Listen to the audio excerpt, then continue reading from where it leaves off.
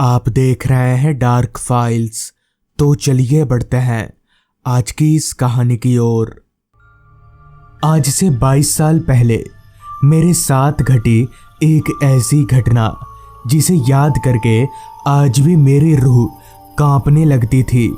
दरअसल हुआ कुछ यूं था कि उस समय हमारे गांव में सभी चीज़ों की सुविधा भले ही काफ़ी कम हो, मगर सुकून भर भर कर था। आज के मुकाबले उस समय सभी लोगों के पास वक्त ही वक्त होता था। गांव के सभी लोग घुल मिलकर मेल मिलाप से रहते थे। हमारे गांव में उस समय बिजली नहीं थी, तो रात के वक्त लोग लालटेन और टॉर्च का सहारा लिया करते थे। ये घटना भी उसी समय की है जब मैं गांव में रहा करता था। हुआ कुछ यूं था कि एक शाम मैं अपने घर पर बैठा ही था कि तभी मेरा एक दोस्त गोलू चलकर मेरे पास आया और मुझसे बोला, अजय, आज बगल के गांव में फंक्शन है, तो देख कर आते हैं। उस समय हमारे गांव में ना तो किसी के पास फ़ोन हुआ करता था और ना ही किसी के घर में टीवी। तो उस समय मनोरंजन का एकमात्र जरिया गांव में होने वाले छोटे मोटे प्रोग्राम ही थे। इस पर मैंने गोलू से कहा, हाँ, मैं अभी तैयार होकर आता हूँ, तू रुक।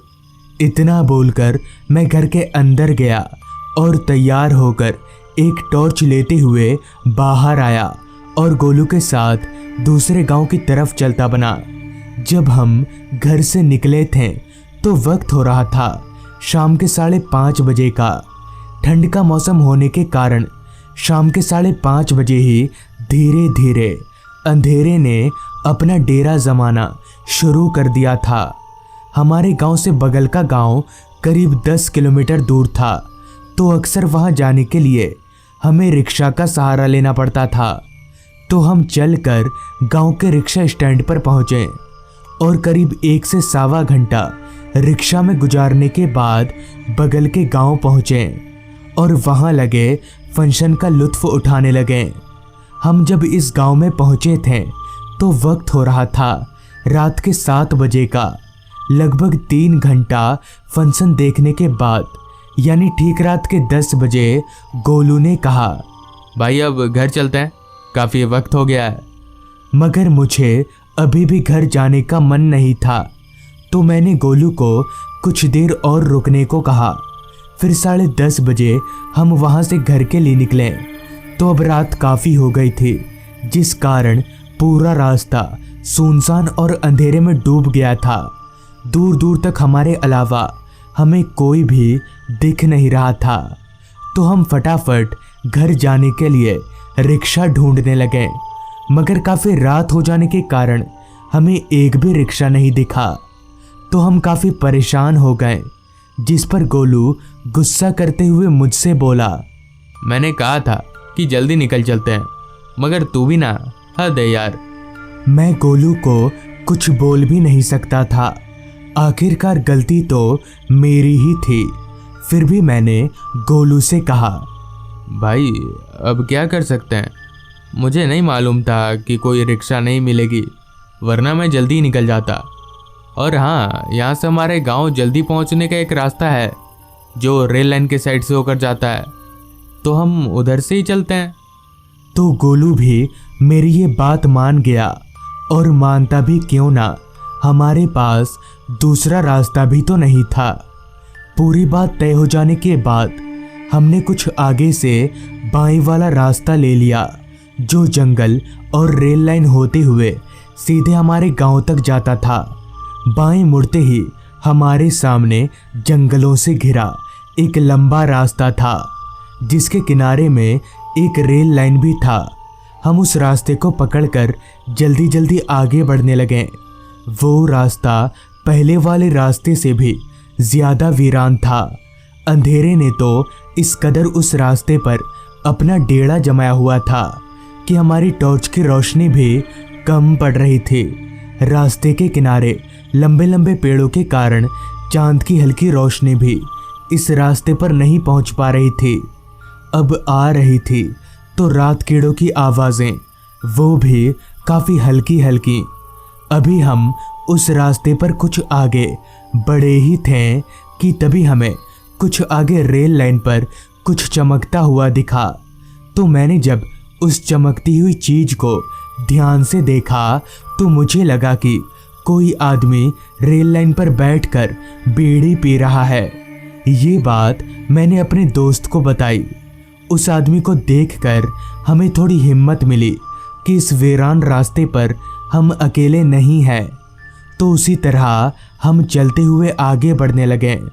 मगर जैसे ही हम चलकर उस आदमी के करीब पहुंचे तो वहां का नज़ारा देखकर हमारे होश उड़ गए और हम जोर जोर से कांपने लगे, क्योंकि उस आदमी के करीब पहुंचते ही हमने जब अपनी निगाहें उस आदमी की ओर घुमाई तो हमने देखा कि उस आदमी का सर धड़ से अलग हवा में उड़ रहा है और उसका कटा हुआ सर ही बीड़ी पी रहा था। ये नज़ारा देखकर हमारे शरीर का सारा खून सूखने लगा और जैसे ही हमने भागने के लिए कदम बढ़ाया वैसे ही किसी ने एकदम से हमें पीछे से पकड़ लिया। फिर मैंने जब पीछे देखा तो मेरे कांपते कदम और जोर जोर से कांपने लगे, क्योंकि हमें पीछे से 2 कटे हुए हाथों ने पकड़ रखा था। अब हम अपने आप को मरा हुआ मान चुके थे, मगर फिर भी हमने हिम्मत नहीं हारी और किसी तरह उस हाथ को अपने हाथ से छुड़ाकर वहां से भागे। मगर काफी दूर तक उस कटे हुए हाथ ने हमारा पीछा किया। फिर उस रास्ते से निकलकर अलग रास्ते पर आते ही वो दोनों कटे हुए हाथ हवा में धुआं हो गए। तभी हमें कुछ आगे एक बुजुर्ग रिक्शा वाला दिखा।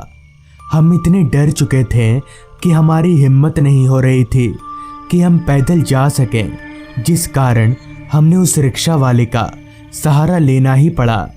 हमारे रिक्शा में बैठते ही उस रिक्शा वाले ने रिक्शा चलाना शुरू कर दिया। मगर मेरे जहन में एक सवाल खटक रहा था कि इतनी रात गए ये बुजुर्ग रिक्शा वाला रिक्शा लेकर यहाँ क्या कर रहा था। इतनी रात गए तो कोई सवारी भी नहीं मिलती।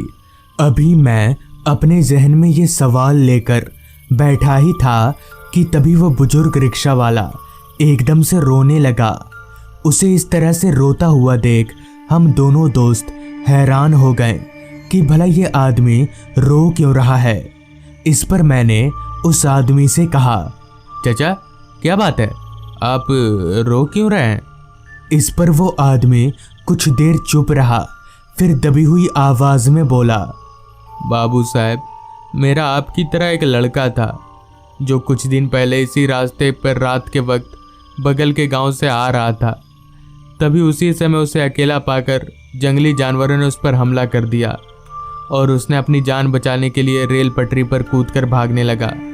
और उसी समय पीछे से एक ट्रेन आ गई और उसी वक्त मेरे बेटे का ट्रेन से कटकर देहांत हो गया।